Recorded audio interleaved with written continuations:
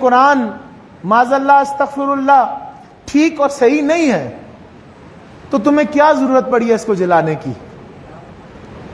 بھئی جلایا اور روکا تو اسی چیز کو جاتا ہے، فکر تو اس چیز کو روکنے سے ہوتی ہے جو چیز بڑھ رہی ہو، لوگوں کے اندر راسخ ہو رہی ہو۔ وہ دیکھ رہے ہیں کہ ہمارے نوجوان چند ہزار نہیں لاکھوں میں، چند ہزار نہیں لاکھوں میں،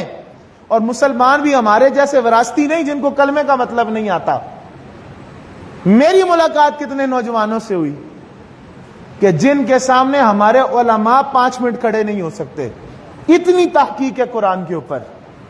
اتنی محبت ہے قرآن کے ساتھ،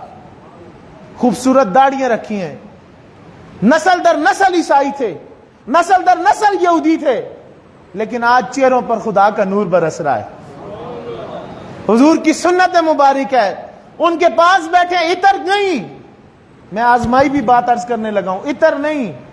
لیکن اس قرآن کی اور نبی کی سنت کی خوشبو ان کے وجود سے آتی ہے۔ آج جب وہ اپنے نوجوانوں کو دیکھتے ہیں تو فکر کرتے ہیں کہ اگر یہ اسی تیزی سے اسلام پھیلتا رہا، لوگ کہتے تھے نا اگلے 50 سال، میں نے ان کے اداریے میں پڑھا، ایک کالم کے اندر میں نے ان کے ایک عیسائی لکھاری ہیں ان کی میں نے خود پڑھا، وہ کہتے ہیں جس سپیڈ سے اسلام پھیل رہا ہے اگلے 10 سال میں تمام یورپ اور امریکہ تک اسلام ہی اسلام ہوگا۔ یہ جلاتے ویسے نہیں،